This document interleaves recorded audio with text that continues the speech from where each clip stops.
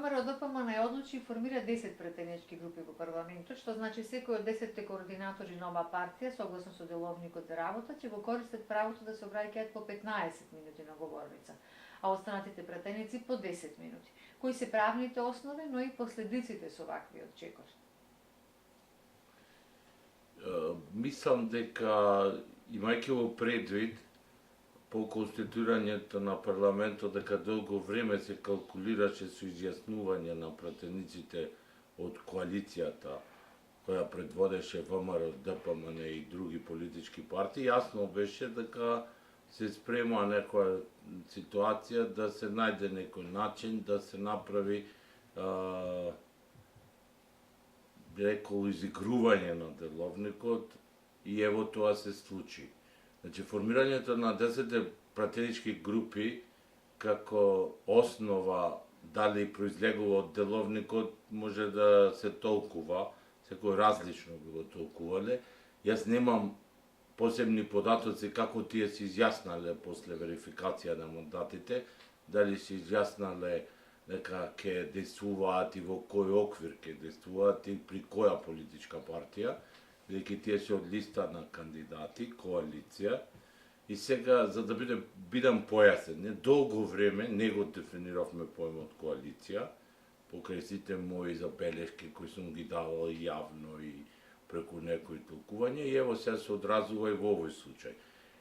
Формирањето на пратеничките групи 10 им дава не само оваа можност која споменавте, и многу други.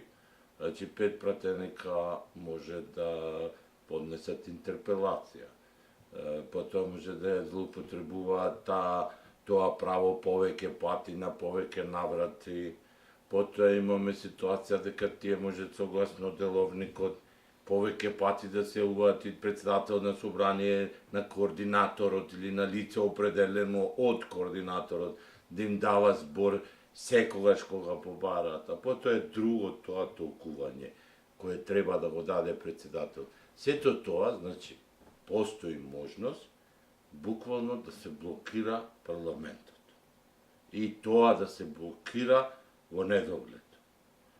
Ние мора да сватиме дека доаѓаат локални избори, дека парламентот ќе треба да донесе пред локалните избори, пред распишувањето многу битни закони и измени на закон, како што е нормално, секоја влада кога дојде си има своја програма.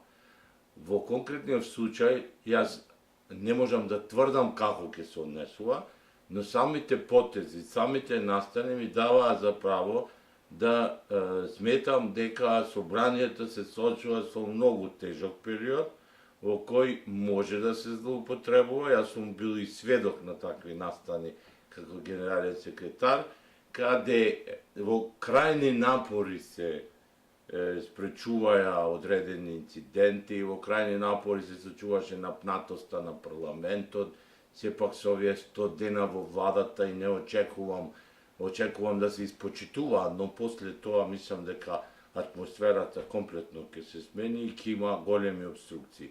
Ние сме имале седници по 20 часа, непрекинато, за носење на некои измени на закони, битни закони кои произлегуваат од рамковниот договор, и сето тоа го надменувавме со стариот деловник, но тогаш се координираше на координации. Сега замислите вие колку координатори ќе имате и како председателот на собрание ќе ги искоординира сите тие работи, не знам дали има подпредседатели. Ова целата атмосфера, морам јас и јавно да кажам дека мене исклучително сомнителна и ми изгледа на излет и вонредна. Значи, ние имаме председател и ќе имаме пратенички групи, ќе имаме координатори, кои сите тие треба да се координираат кај председателот на собрание за било какви позначајни активности на парламентот, бидејќи тоа произлегува од законот за избор на пратеници за собрание кој се донесе и произлегува од деловникот. Не е ова случајно, тоа ви тврдам, и затоа мислам дека ќе се надменат со еден договор и да постојат тие пратенички групи, и ако најдат законски основ, и ако најдат деловнички, иако јас не сметам дека има во моментот, бидејќи може да го толкува секој како што сака, ако ги имам сите претходни податоци како се изјаснале, тогаш можеби би бил појасен во ставот. Но ги немам и секако тешко ќе биде председателот на собранието да ја искоординира целата работа. И како стручњак и како граѓанин ја следевте целокупната ситуација и политичка во државата, на што и ова е сега последица. Според вас, дали овој чекор на опозиционата ВМРО ДПМН е резултат на еден обид на партијата да ја узурпира говорницата, односно да ги подкопа столбовите на парламентарната демократија, или пак обид за манипулација, или пак навестува од друга страна и еден процес на неусогласеност во партијата, процес на постепена поделба во партијата на членството. Дали има и политичка димензија? Јас сум секако вон политичките партии, немам некој како граѓанин, можам да ви дадам толкување и правно како човек кој работа во собранието, и тоа во време кога јас ви кажувам беше најтешкиот момент, мислам,